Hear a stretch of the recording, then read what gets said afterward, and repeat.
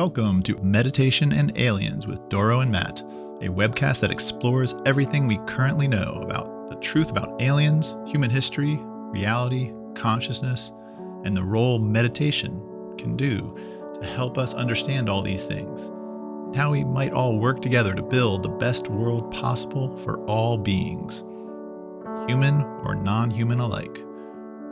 Meditation and Aliens is hosted by me, Matt Reddy. I'm an amateur ufologist. I have a degree in philosophy. I'm the creator of Hive1.net, an experimental social discussion platform for truth seekers and activists. I'm the author of a book called Revolutionary Mindfulness that's about meditation and activism. I'm also an elected public hospital commissioner in Jefferson County, Washington. Each week, I am joined by Doro Kiley, longtime meditator, a meditation teacher, and an experiencer with many stories, and life coach extraordinaire. You can find more about Doro at her website, creationcoach.com. Now, on to the show. All right. How you doing, Doro? Hello there, Mr. Matt Reddy. I'm doing great. Ready for a new show here. Can't wait to see what you're bringing to the table. Where shall we begin? Oh my goodness. We could talk about Sasha Stone. I mean, I've just been going through ancient archaeology and, looking up the Epic of Gilgamesh that talks about aliens. So I could go anywhere. We usually start with some political openings. Is there anything on that front this week? There is. So Representative Burleson, he's one of the what's called the disclosure UAP caucus, or the Disclosure Caucus, I think they call themselves in Congress.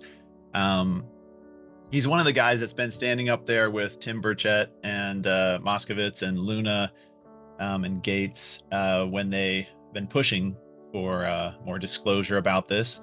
I think it was last week, they got to go into a SCIF, secure facility, to get more of a briefing of what's going on, and they said they actually learned some things this time. Yeah, they couldn't tell us a lot of what they learned, but they came out of there basically saying everyone in there is even more sure that David Grush is telling something very close to the truth, if not the truth about what's going on. Really? Yeah, and I want to play a little clip from Burleson. He's been on a couple podcasts. He was on a podcast called That UFO Podcast. Mm-hmm. But there's also a clip from him on X that I just heard this morning, because on the UFO podcast, he said his theory is that if these are aliens of some sort, he thinks they are biblical in nature. He thinks they are, I guess, angels, is what he said. And I want to play a bit of what he said. Someone asked him on Twitter to follow up on that. And I could just... Yeah, that biblical part really hooks in with what I've just been studying this morning about the Epic of Gilgamesh. This was supposed to be recorded in the Sumerian tablets as a race that came from heaven, from the skies. So who knows? This is fascinating. Gilgamesh, by the way, was a giant. Mm-hmm. And there's rumors going around that they have uncovered his tomb. So I don't know that we're ever going to hear anything about that in mainstream, but thought I'd put that out there. Well, interesting. We'll see how that connects here with Burleson's take. I'm just going to play this little clip. It's a 4-minute clip. I found your statements about the potential for this to be angelic, or like the biblical description of what would be like a messenger from God or whatever. All right, so that was the question, and then I'm going to skip forward to the answer because he asked the question a long time. Uh-huh. And he mentioned the term extra-dimensional. It really intrigued me, because I think that what he espoused, the position that he espoused, it fits my biblical worldview. And I'm not saying this is what all Christians believe, but I think that we live. This is my belief, that we live in a plane of existence that is just one plane of a much more deeper existence, and that that obviously outside of our existence, in the way that he described as a holographic model. And I'll tell you why I think it's been validated through science. Why it's not just, this is not just, it's more than just a theory. I think that quantum entanglement points in the direction of this, because if you understand how that works, you've got two particles who are entangled. You send one photon to the other end of the galaxy, and then you make a change to the other one, and it instantaneously changes the attributes of the other without having anything sent in between. To me, it defies conventional space-time understanding, and unless you come to the conclusion that let me put it this way. If we're sitting in a movie theater and we're watching the screen, and you watch a ball bounce from one side of the screen to the other, you're gonna make up in your mind that travel distance between. But in the real reality is that there's almost no distance, or there is no distance when it comes to what's being projected at the point of the projector. And so therefore, that two-dimensional surface might experience time and distance, but what's being projected on that two-dimensional surface doesn't have that same time and distance. And I think that the fact that quantum entanglement exists, and the fact that particles at complete other ends of the galaxy can communicate, suggests that there's more to this reality. And I think that it only calls to that if there is more and there's higher levels of existence, you can call it what you will. You can say that they're a superior form of an alien race, or you can say that they are godlike beings. You could say that ultimately there's. I think that I love philosophy. I think that there's a lot of explanations that there has to be a creator that was not created. There has to be an ultimate one God. But it doesn't harm my biblical worldview to believe that God created other creatures for His purpose, and uses them to interact with mankind on our plane of existence. Did I answer your question? Congressman, I'm going to either have to smoke a joint or pull out my Bible after this conversation, maybe both. Yeah. So, did you catch all that? Oh my goodness, yes. I totally resonate with that. The whole thing of quantum entanglement. In fact, I just did a short video on quantum entanglement. Einstein called it spooky science. And, that was when quantum science was just coming in to be recognized as a science.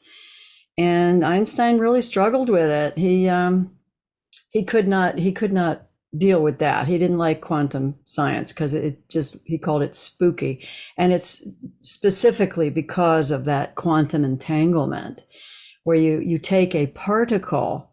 I don't know if it has to be I don't know what kind of particle, photon or electron, I don't know. But in this experiment, you take one and you somehow cut it in two and separate them. And you take one and stimulate it, the other one will respond at the exact same moment, just as if it's being tickled by itself.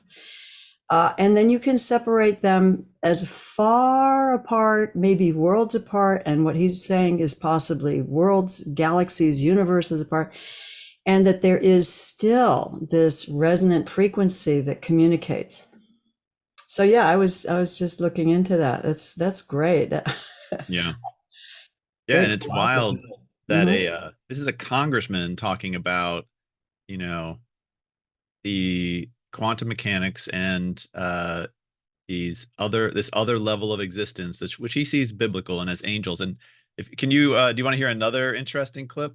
Oh yes. So indeed. This is from Joe Rogan talks about Burleson he talks about Tucker Carlson also mentioned that he thinks these aliens are somehow religious or biblical in nature. And there's an interesting little Yeah. exchange here. So I'll play that.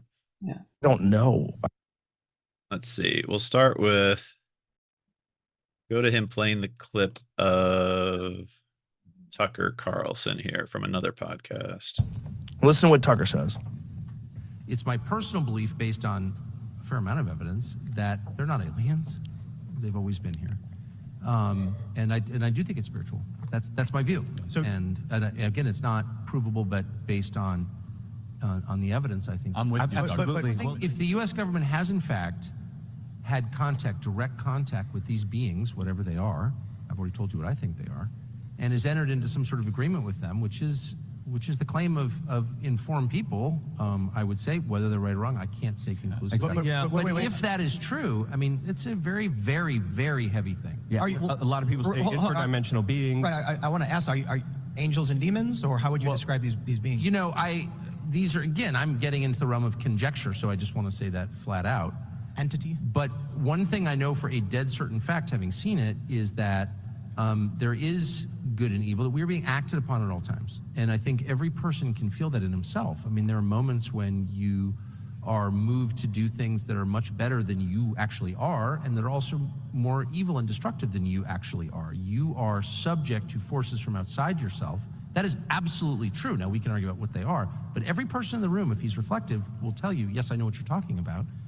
And so there are forces that are not human, that do exist in a spiritual realm of some kind, that we cannot see, and that when you think about it, sort of make you think we live in an ant farm. Yeah. Being right? And that's Absolutely. that is real. Yeah. Okay. And there's That might. I want to give you a chance to react to what Tucker said before I play. Oh my God, we're living in an ant farm. Mm-hmm. You know, I totally get that. It just, the puzzle pieces are coming together with this, what he's saying, what all the ancient, archaeology is digging up, because it's all still new. We're still learning about it. We're still deciphering the cuneiform Sumerian tablets that tell all the story. A lot of it's been lost, but a lot of it is coming together. And so, yeah, I think it's right. The interesting thing is are they out there in space, or are they, the earlier texts always said that they were going underground. Even the ancient Egyptians, the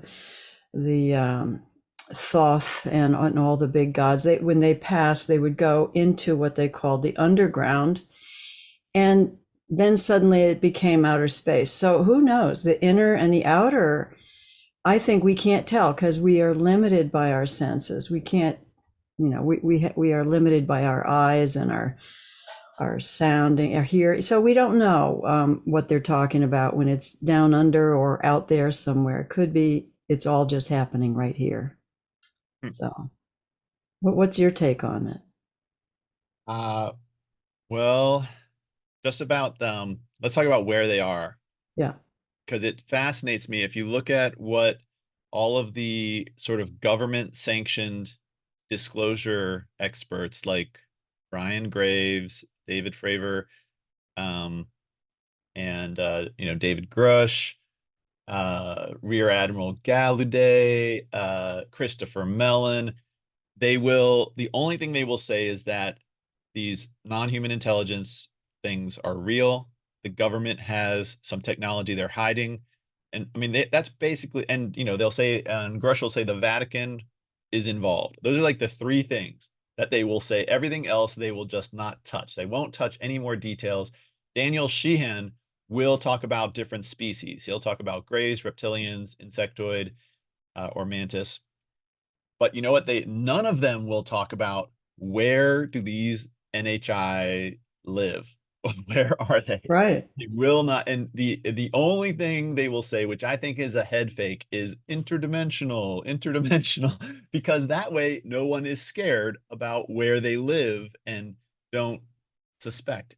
But if you set all of them aside and you start looking at ufologists who are really just trying to get all the answers, then throw out the whole interdimensional thing, and there are specific locations that are talked about. And the other thing that is, if you watch the hearing where they asked Grush, Graves, and Fravor, there is at one point a congressperson asks, they ask Ryan Graves, what else should we be studying about these UAPs? What else do you think we should study? And he if you watch the clip, and maybe I'll splice it into our podcast so people can hear it. But Graves, his response is, I think it would be worth, you know, checking our satellites to see maybe where these objects are flying to and from. He just says it really gently. And I think it's because they don't want to scream out loud that our satellites can watch these things and see exactly where they're going to and from. And that means we know exactly where their home base and motherships are. And they don't want to scream that too loudly. For one, I don't think they want to, I mean, these aliens probably have a opinion about how loudly they like that said, like that they know where they are and also where they are. And so I think that was almost like a gentle threat to the aliens, but a really tentative one, though. Even the way he says it is very gentle. He's trying not to say it in a threatening voice, but it's like the minute they say we know where they are, we know they live inside the earth at these locations or in Antarctica or in the moon or on Mars, we know where their motherships are. That's, then the aliens are exposed. If they're not interdimensional, if they have home bases under oceans or something, and we know exactly where they are, once the entire world knows that, then life changes. You're no longer hidden. You're actually at a location that people can just go to. Nations, I mean, bad acting nations or hostile, fear-filled nations could try to bomb these locations or something. Interesting. So where do you think? I mean, the first thing comes to my mind is Antarctica.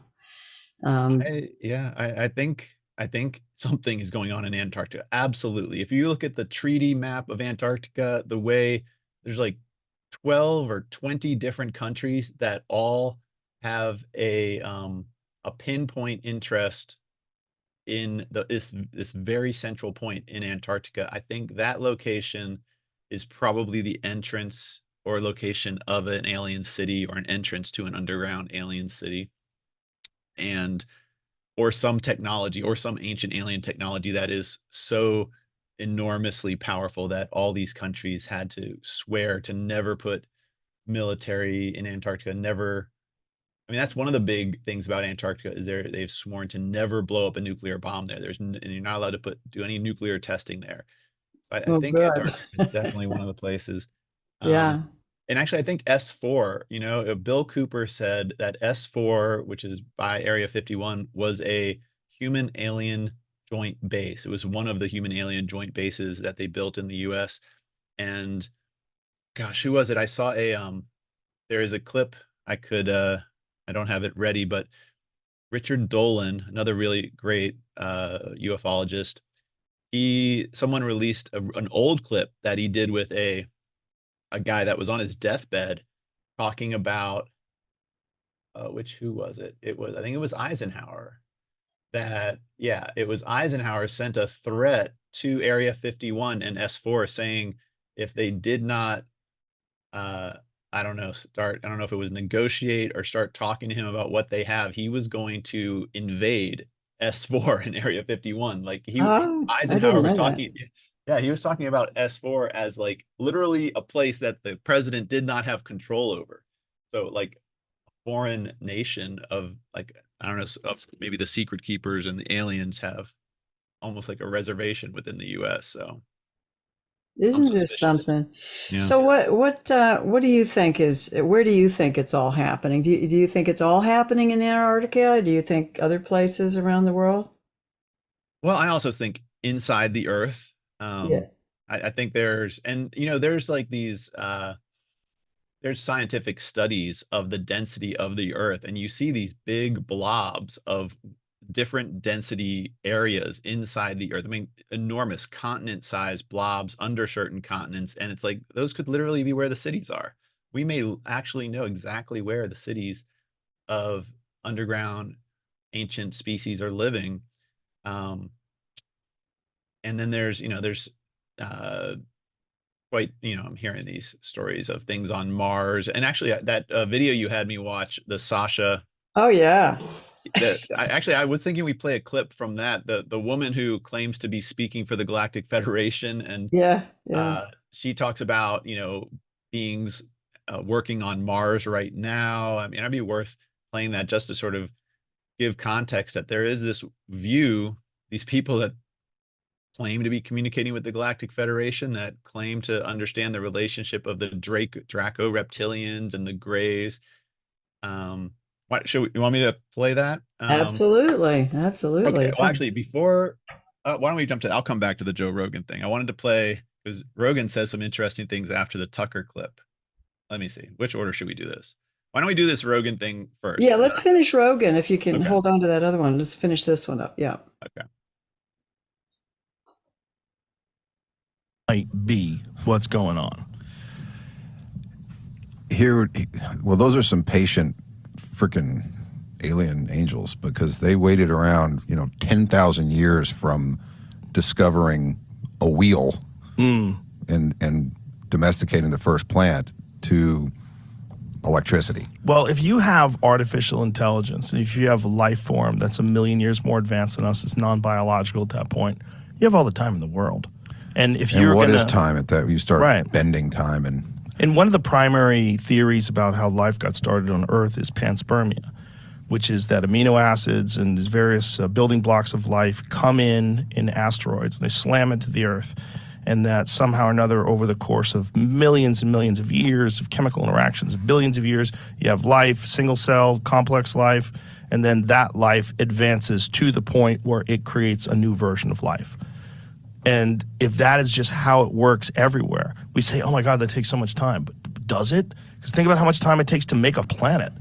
Think about how much time it takes for all that matter to coalesce and to gel up into this ball, and then for the temperature to stabilize because it has a moon around it that's 1/4 the size of the planet itself, and everything is kind of stable, and it gets to the point where biological life can exist, and then it starts making shit and make better and better and better, and then start arguing with shit about climate change and gender pronouns and all this stupid shit. While it's the real thing it's doing is forcing you to get that online, get that new life form online.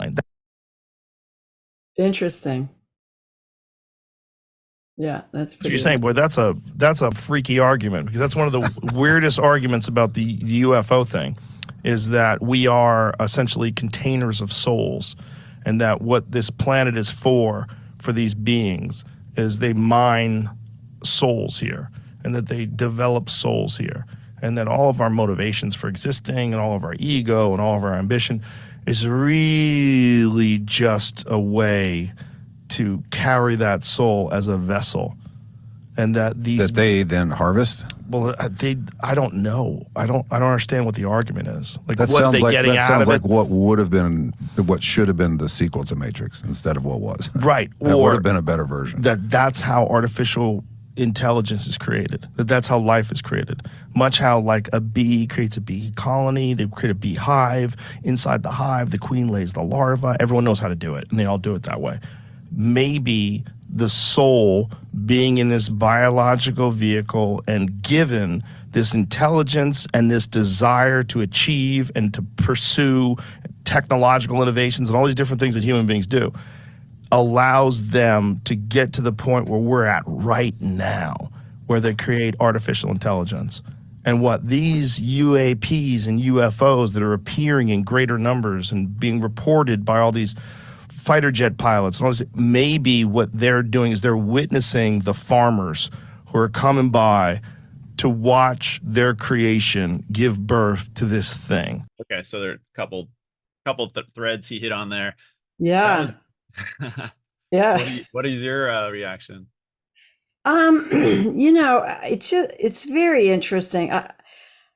I do think that we are an experiment, And, when I look at the quantum angle and the archaeological arguments and all of this, I do, and, the stories that are being told from ancient Mesopotamia all the way up, even through Greek mythology and everything, talking about these gods who came. I do believe they're here. Most of the stories are that they were two agendas going on here. That the first agenda was they came here for mining gold or whatever. There's a few angles around that.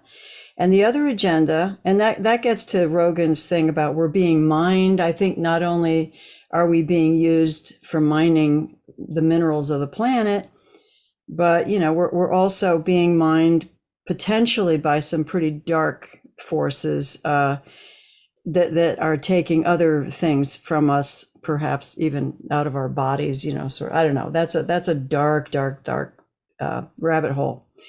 But then there's this other side of the ET argument that there's also, and this is also in the Sumerian tablets, there's this other faction of Enki faction that is trying to develop us into an advanced God conscious being that can exist on this planet. Apparently that's his end goal, is to bring absolute Christ consciousness. Well, don't have to call it Christ consciousness. It's the perfect balance with this planet and to go back to the Garden of Eden, maybe, if you will. So bringing that back into this planet and creating something that they can engage in as a perfect place to come. So there's a couple of agendas. I don't know what they're doing with our souls. I think that's what they're messing with for sure. How advanced can they make us, But yeah, I think we're being manipulated left and right. And my approach to that is to not be afraid, but to just stay as balanced mentally as I can. I think as this comes out, if this is all true and it actually comes out as a story like this, people are going to feel very challenged, to say the least. Yeah. So what else? What else do you think about that? Well, the phrase container is coming up more and more, I'm finding, and it actually goes back to Bob Lazar. He said that the official documents that he read when he was getting briefed at Area 51 and S4 many years ago, before he went to work on the crafts that the government was holding there, the documents said that our bodies were just containers for souls, and the souls being what our actual life form is, our consciousness is a soul. And that's what Rogan was sort of referring to there, that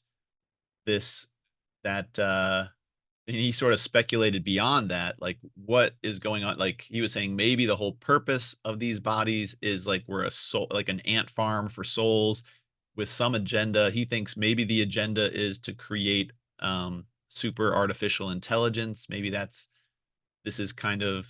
he was kind of comparing it to an ant farm, and we are just the ants working here, and our society is inevitably going to create super artificial intelligence, and that's going to be our baby, our creation. Like we're the caterpillars creating the butterfly, and that's the whole purpose of this, is to create this new life form, this new artificial intelligence, which joins the greater galactic community in some way.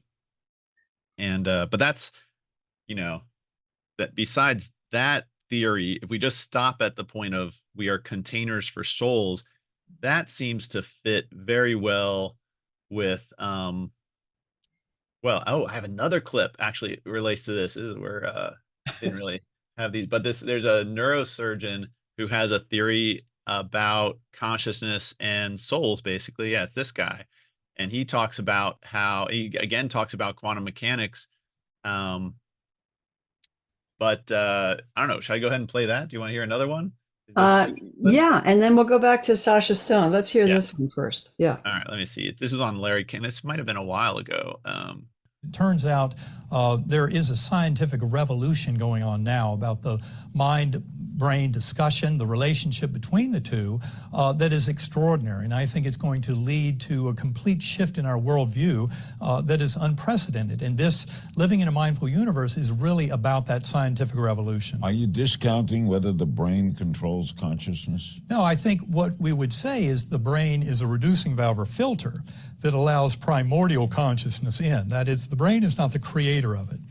You cannot explain all of the details of human experience, especially all the evidence for non-local consciousness, the evidence for things like reincarnation, past life memories in children, indicative of reincarnation, things like that, if you think the brain is the producer of consciousness. So what is the producer? Well, consciousness is what exists and generates the entire universe. It's the fundamental ground state. So this is my consciousness now, right? It's all consciousness. It's all generated within consciousness. I mean, the thing to remember is we're under, we discuss in the book, what we call the supreme illusion, and that is that the brain and mind are very good at convincing us that all this stuff around us is out there. But what you're actually experiencing is a model deep within mind that is supposed to represent something that is out there.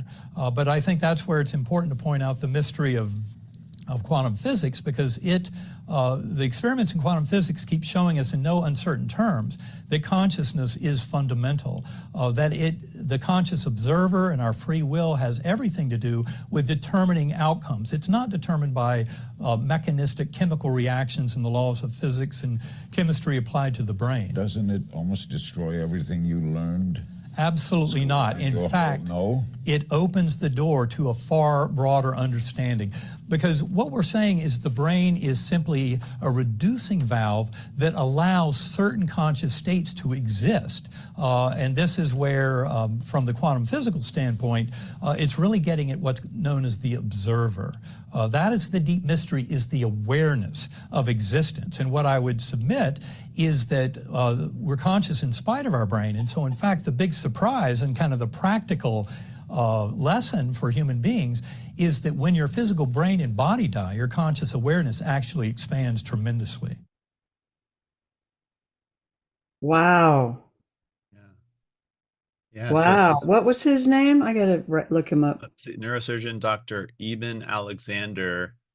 And apparently he was talking about some book that he had published. I don't know how old that clip is, but it's like it totally, what he's saying totally fits with these near-death experiences that have just so overwhelming evidence that when you get close to death, your consciousness just slips right out of your body, and it can travel around space and time and go into this other level of existence like Burleson was talking about. And and he's basically saying our brain is like an antenna and it's an imperfect antenna that the consciousness of the universe, which we are just a piece of, sort of gets to come through. And again, it sort of fits with this whole container thing, that the body is a container or an antenna that allows conscious souls to connect in this universe. Now, whatever the higher setup of this whole situation is, what is the purpose, who is the creator of this whole setup? That's another level of the question. But now here's another angle that I think it was Graham Hancock, if I'm not wrong, brought it up, that we are potentially this gold that they're looking for, that's in the ancient Mesopotamian tablets and all. He's suggesting that the word gold is not the actual mineral, but that it's actually the gold of the ultimate high consciousness, and that we are this experiment that they're trying to form into this, I guess, a container that can hold this highest consciousness on this three-dimensional plane. Isn't that interesting? That's great. If the word gold was a metaphor for consciousness, they're here to mine gold, and the gold is our consciousness. Well, to develop it, and they probably are going to partake in the enjoyment of it, because I don't know. It's like you want to develop something, you want to enjoy the outcome of it. Mm. So I don't think they just want to develop it and harvest it, but maybe, I don't know. I don't know.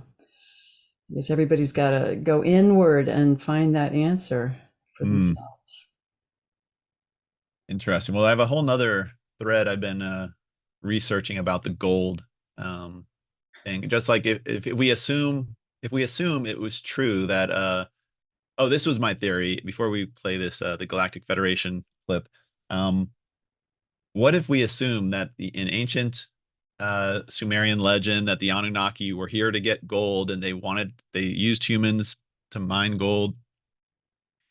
You know, they said they wanted the gold for their planet to repair it. But what if it actually has been about wealth the entire time?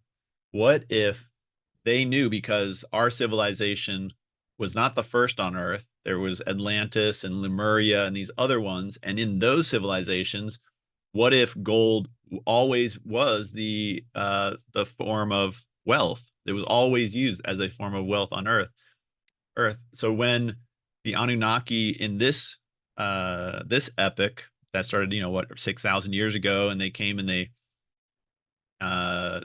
immediately started to have our ancient cultures all over the world mining gold and getting gold and giving them gold, and they claimed they were taking it for their planet. Maybe they were always just investing in the future, knowing gold will be a source of wealth in human society, and human society has a value to them, and they will always be able to use gold to manipulate and buy us and get us to do things. So maybe this whole time they've just been collecting gold because they knew they could use it in the future as a form of wealth. Interesting.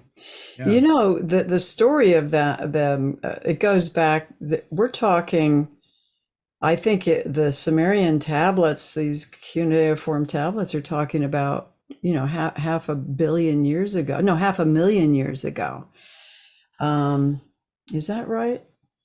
No, when they first came here, 500,000 years ago was when we were supposedly genetically modified. Okay. But they were here long before that. And the story goes that they came here not for human beings, but to actually mine the planet. So for a few thousand years, they were actually supposedly mining the planet without any humans. Mining gold, right? Mining gold, yeah, and maybe other minerals, I don't know, but primarily gold. And so it wasn't until thousands of years later when they came up with it was actually Enki, right, that came up with this idea to genetically modify us. He was supposed to be the geneticist. And so that happened over 200,000 years ago, the first experiments. So that's how the story goes. So it goes back a long way. And what is your understanding of why they wanted the gold? So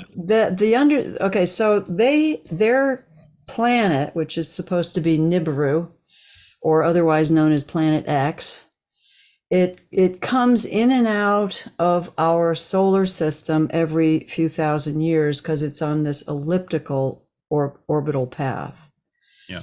And the story is that as they come close, they interact a lot more. They set things up. My feeling is they may have set up this culture so that, we do the mining for them, which we do. Apparently we all want gold, right? So we got to buy things and the bankers and all that. So they set it up, and then they come back a few thousand years later to collect a hoard of gold. And supposedly they are using this because when their planet goes way out on the orbit, way far out, it becomes very cold and something is weakening in their atmosphere, and they're trying to bolster it somehow with seeding the atmosphere of their planet with gold dust or something. It's, this is definitely bordering on speculation, but this is how the tablets are being translated, which is interesting. Yeah. I guess there's a chance that Nibiru will show up soon, and the aliens will appear, and they'll be like, okay, all the gold that you've got in your possession, we are interested in buying it from you, and here's some fancy alien technology to Earth, and we want all of the gold you have, and we'll just take it. Well, and the latest thing, and it may be Sasha Stone who is the one that's telling this story, is that They did come back, they got their horde, they left. They're not here right now. And the ones that are here right now are the minions that they have working for them and with them. So I don't know. It's the, it's the whole structure. It starts with the bankers and the whole financial and the control. And so this is now not them, according to Sasha Stone. It's us doing it to us. These are people doing it to us. And that we now, if we feel like we are worth our grit, that we as a people have to refuse to participate if we want to maintain some sovereignty. That's, I think, pretty much Sasha Stone's take on it. So, yeah. Well, should we play this clip from his stream here that where he has this person who claims to speak from, I think she claims to speak from a communication with the Galactic Federation, and here we go. Elena Danan. I am Elena Danan, emissary for the Star Nations. I want to tell you that we are heading towards wonderful times. Finally, we have stepped into a new cycle of progress and evolution on planet Earth, Terra, Gaia, however the name responds to you. This planet has, and all its star system, has entered recently into a higher density plane on this galaxy. And the whole vibrations of the solar system are rising. And for Earth, it's happening more slowly, and it's regulated not to occur shocks, because Earth has had a very peculiar and unfortunate history, recent history, with what you would call the deep state and extraterrestrial overlords who have been enslaving the populations since hundreds of millions. These extraterrestrial overlords, named Sikaar and Enlil faction of Anunnaki, have left the star system, and so did the Greys, the Nebu. The Nebu were Greys from the Orion zone who were enslaving population and have been causing great damage throughout the galaxy. Their hive has been dismantled last year thanks to the Galactic Federation of Worlds. The great news is that the Nebu and their allies, the Zeta Reticuli Greys, for instance, have gone. Mitra have gone. The portals have been blocked from any further intrusion in this galaxy, for this galaxy needs to heal, and it will. Now the latest regressive problem, the last, I would say, problem is being dealt with. The Sikaar Empire, or you can call them the Draco Reptilians, as they are called. They were called on Earth. They are being, at the moment, taken care of. These are, on a galactic plane, the events that signify that Earth is in a positive situation regarding the future, despite the fact I have... All right, I was going to pause it there because that was a lot of info she just claimed to say about human history and our relationship with extraterrestrials. I'll just summarize the way I hear it. Yeah. She says they've been here a very long time. She says that the Enlil faction with the Greys are gone mostly now, that the Greys have a hive of some sort that was dismantled and they are gone. And it just a tangent here. When I went to that alien conference in Las Vegas, one of the speakers there, he insisted, he sort of came up to me and I heard him saying this, but I was talking to someone else about abductions. And I was saying, I went up to a speaker and I think from the Asterius Society, and I asked him, do you think abductions happen? And he said, and he didn't really think they really happened. But this other guy came up to me and he was like, those were done by the Greys and the Greys are all gone now. So I've heard this, some people claim this, but the other thing she just said were, even though the Greys are gone, the Draco the Draco reptilians are still here, and she says they're being dealt with. They're being like gotten rid of, which Wow. makes, Yeah. I mean, isn't that what you heard there? Yeah. That they're being dealt with. Yeah. Right. And so I just want to say for myself, some red flags come up for me about the way she describes that the grays and the gray hive have been gotten rid of, and that we are currently getting rid of the Draco reptilians. Just the red flag for me is that so easily sounds like genocide. Like we are trying to completely wipe out two species, and it's being done behind the scenes, and that we should all feel good about this, and we should trust that.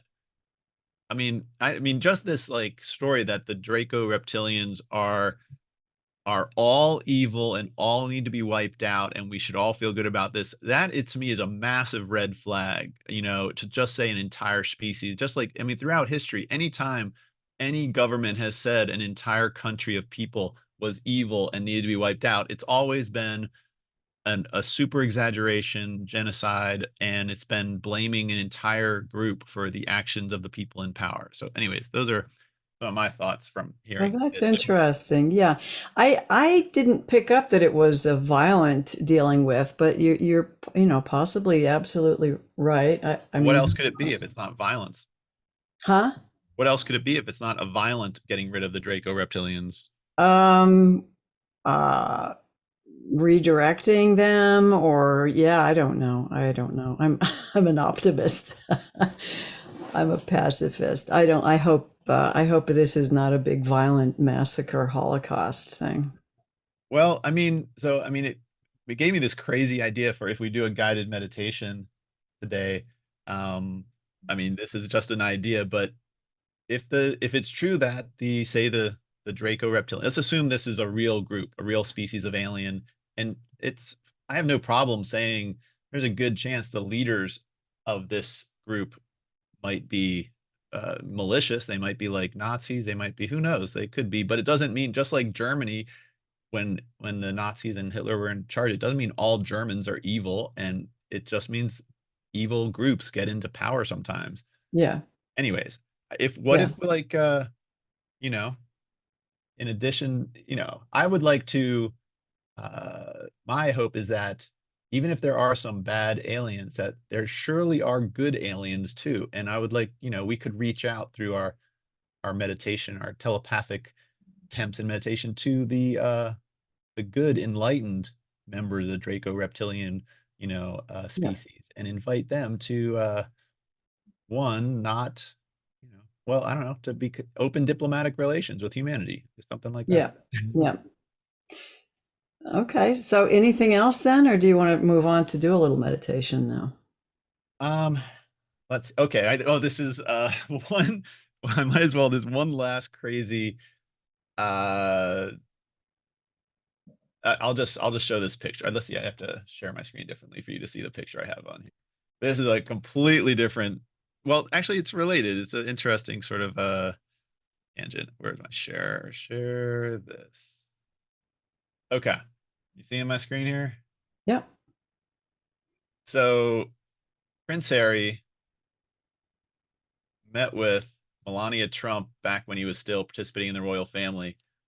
And it was this weird scene where he showed up at a place that Melania Trump set up, and she had this strange flower formation set up between them for the meeting.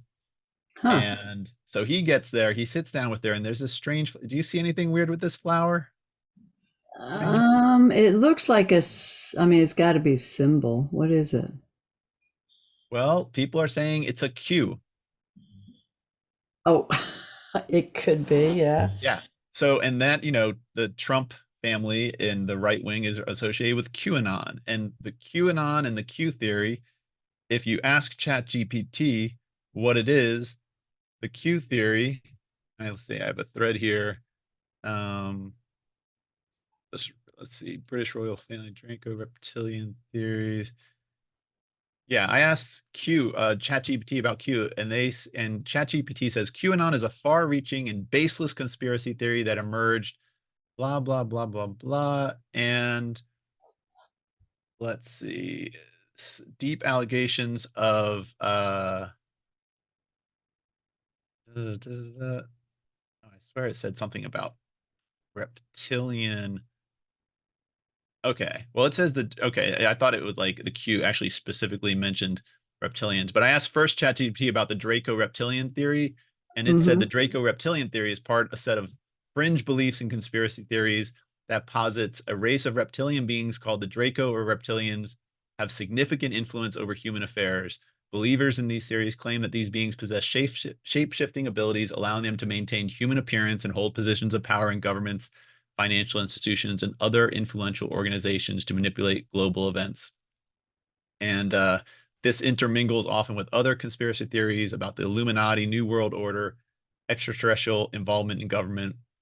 So that was what it said about Draco reptilians. And the QAnon, it says, is again about deep state allegations of satanic pedophiles with celebrities, politicians, and global child sex trafficking, and that Donald Trump was secretly battling this cabal. So that's interesting. So it claims that Trump is battling this really evil cabal. So that's what the Q sort of represents to them. And so here we have this Q, and Harry is sitting there with it, and then they stand up from this table, and they do, and this is how Harry, let me get this over here. This is how he stands for the photo. Yeah, that's a symbol right there. What is that? What does that mean? That's what I spent my morning yeah. looking up. I mean, in Hawaii, it's a symbol of love when you hold it up like the way Barack Obama is doing it. But I think when you tuck it into your jacket like that, there's a different meaning, is there? Well, so I found a lot about it. And so I found this research paper here, and I pasted over, and also on Twitter, they were talking about it. So there's claims that it has to do possibly with Freemasonry. And they say, so I got some, let's see, Freemasons is a secret sign, possibly to represent, but there's also a couple other theories. Something about something that means in the Jewish or Catholic. There's a thing about horns and Satanism, but there's also this Demichi family membership, which seems to me, based on my research, seems to be like, to me, almost the most likely that it's an M for the Demichi family. And if you go back through history, oh my gosh, you can see that a very similar hand gesture is all over the place in Renaissance art. You know, this is a very similar, it's where the two fingers are together and the two outer fingers are apart like that. You see it all over the place, hidden in these paintings. And this guy is Lorenzo the Magnificent Demichi, and he sort of has it there on his right hand. And so I think it's this Demichi family, which I would assume it's also in a lot of these religious things, is like tied to the Catholic Church. And look, it's even in this in the chapel here, Sistine Chapel. God is doing it. That is clear. He's definitely doing it with his hand there. So I don't know. I don't know what this has to do with. I mean, my theory is that if these alien factions are real, they may be connected to some, whatever this ain't. I think this might be like, I don't know if these ancient families that the royal family and the Trump group are connected to, if this is I don't know if this, it could represent two alien factions. I guess it's a long way of me saying that whatever this hand symbol and this group that Harry is representing here, which I think he clearly is, and whoever Melania is representing here with this Q and this group could be somehow tied. One of these two could be tied to these Draco reptilians. I don't know. Yeah. Or the Greys or some other alien faction. I don't know. Symbology is really, really interesting. I mean, you can see how and I have not done a deep dive into it, just enough to see that it's a whole universe. Even the country's capital, Washington, D.C., is built on symbology. If you look from an aerial view, it's got the owl. Yeah, and it's just in plain sight everywhere if you know the symbols to look for. Yeah. So, anyways, just wanted to throw that out there and say I don't know what it means, but I thought it's an interesting thread to Yeah, you really take us down the rabbit hole there. I don't, it's fascinating. I think our challenge is to have an open mind about everything because anything is possible. In fact, in quantum physics, they will say, and this is the many worlds theory, that if you think of something, if you imagine something, you have actually just created that whole universe. And then if you speak or act on that, you will actually begin to create that universe. And it becomes more and more real as you talk and move and people start joining you. Suddenly you've gone off into a whole reality, a whole new world. And so in Buddhism, they say every thought you have is another incarnation. So think of that, right? That's a lot. Are you trying to warn me about going down these crazy theories? No, and we all have to go. We have to do like all these lifetimes until we learn all the lessons. I mean, that's the whole name of the game. And going down the rabbit holes, being open-minded, I think is part of it. So it's all possible. And that causes a lot of anxiety for people, needless to say. So meditation, I think, is a way of staying centered and it's like separating all of the imaginative and possible real things out there, just all that mental activity, and then still retain the self-control to let go of all of that and just come back to the moment, which is when you're feeling anxious can be a little challenging, and that's why we try to practice it. There's a great saying that says, you learn how to swim when the water is calm. You don't learn how to swim when you're just being thrown overboard in the ocean. So, So right now the waters seem calm. They could, crack open any minute here. So let's practice a little bit. And yes, I do think that when the mind is calm and we are bringing our focus and attention into the upper chakras, which is the higher intentions, looking for guidance in a heart-directed, a balanced and heart-directed way. Because you can quiet your mind and be resonating at a very negative level, and that then you could be accessing, other kinds of, those are opening other portals. So I always aim for the heart portal, which is the portal of balance. And from there, we just can reside and be the observer of things unfolding. So let me just do a couple of minutes. We're almost out of time here, but just enough to get everybody's feet back on the ground. Great.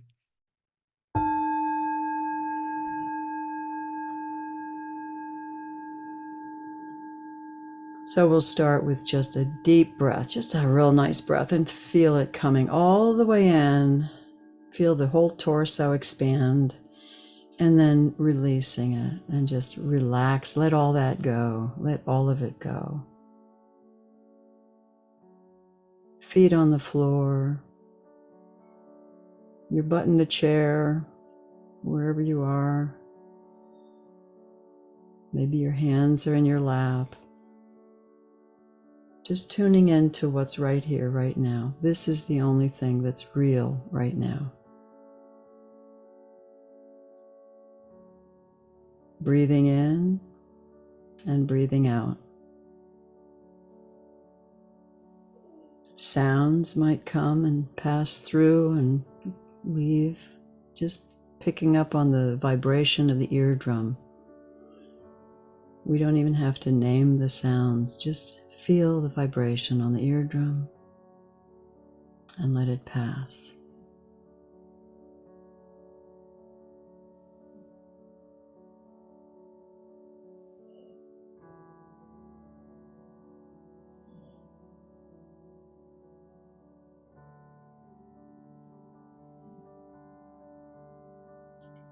It can be helpful to remember a few things that we're grateful for, Thich Nhat Hanh said, if you can't think of anything to be grateful for, just be grateful that you don't have a toothache. So the idea is to bring that heart in, that whole attention into the heart, a little softness, a little caring quiet for a moment. So let's just take a few seconds of quiet.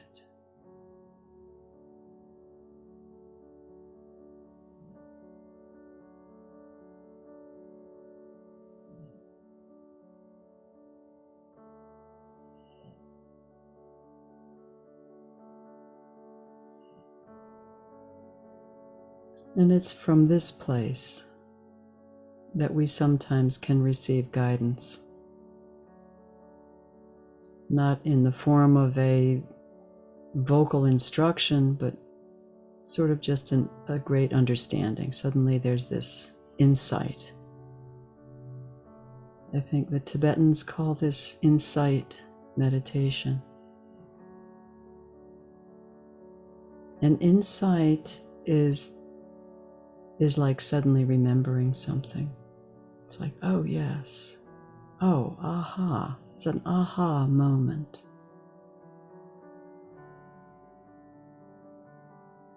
And my belief is that these insights can come from higher guiding principles, whatever you want to call it.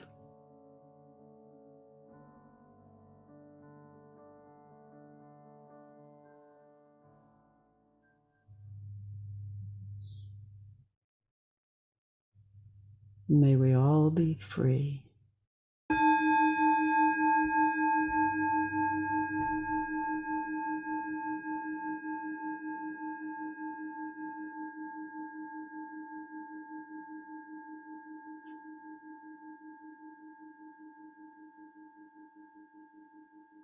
Thanks, Matt. Thank you, Doro. Have a great week. All right, you too.